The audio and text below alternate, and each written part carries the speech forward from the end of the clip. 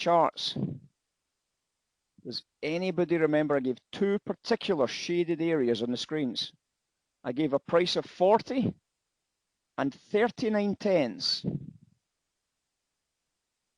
We had liquidity, remember, at 30s, and we pulled it down into the 10s, and we had 40s. We sold on the way up to the 40s, and we've exited at the 10s.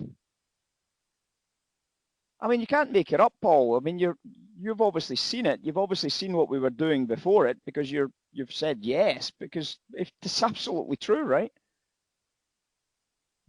It's absolutely true. We bought into this area that we gave you last night. We sold into this pullback, exited into the RGL, sold on the inventory numbers, exited into what we call the real liquidity at 39.10s, and that's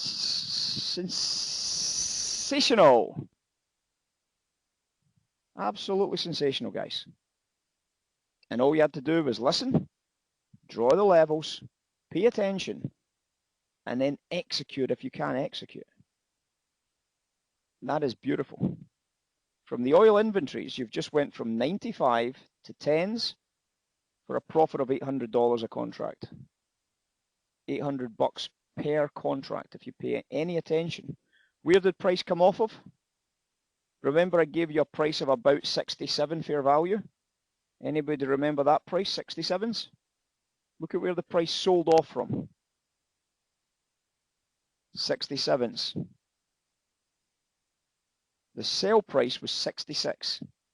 Is that a surprise that price sells off the fair value price? Of course it's not. The bears will sell off the 67s. Why did we want to get short? That's why we wanted to get short, right? We already knew beforehand that we were only going to be sellers today on the inventory numbers. Beforehand. We showed you this at the time. We showed you this chart before the inventory came out. And we showed you the RBOB before inventory came out. I'll take the moving average if you don't mind as well. There it is. So we showed you this before the inventories came out, and we said it's only sellers. And one of the comments that I made 5 minutes before the before the inventories came out was this comment here. Oil in 5, heavy offers still visible. No shit, Sherlock, that there's heavy offers still visible. They're all bloody ours.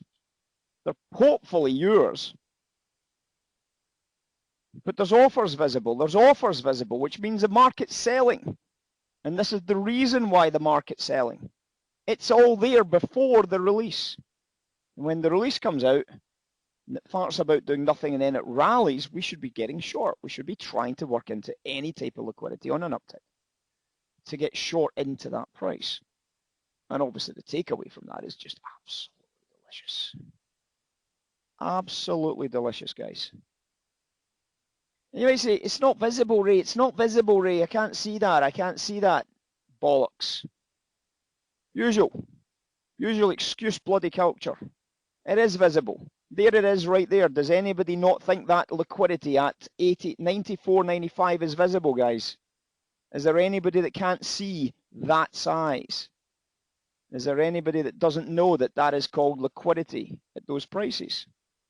So you could have easily have put a sell stop order just in behind that around about 91s.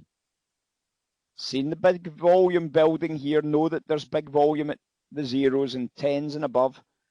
And you might go right clean through this. Okay, so you don't get taken into your sell stop order, do you? The price might just carry on going.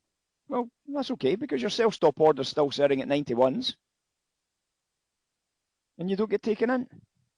So you let the market go through and it might end up giving you a sell limit. 40 10s, 40 05s. Alternatively, the market might do exactly what it did do, and that is sell off through 91s and end up going all the way down to 39 10s and make you $800 of easy money trade. And don't dare say this isn't easy money trade. This is very easy money trade. You've just got to be awake. You've got to be alert. You've got to stop being a fucking snowflake. and actually get involved. You know, you've got to have the guts to do it. You've got to have the confidence to do it. And I think that's what lacks a lot of people in the retail space, is you've got no fecking confidence. The only way you're going to get confidence is not by listening to me. It's by looking at the markets and practicing in the markets in real time with your own trades.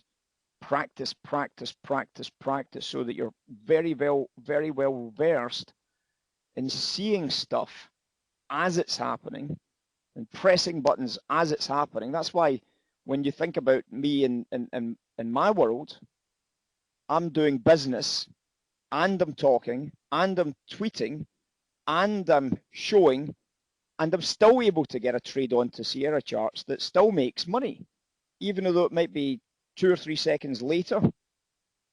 Even though it might be 2 or 3 seconds later, I can still get a price that I can show you that shows that that's what we're doing, right?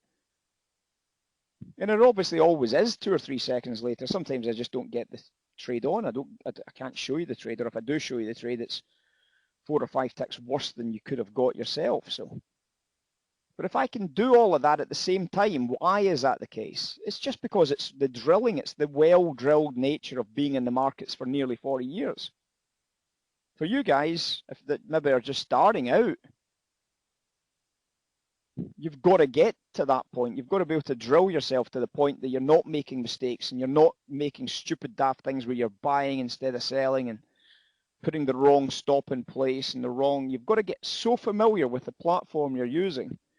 Everything becomes second nature, so that the only thing you have to figure out is whether you want to buy it or sell it.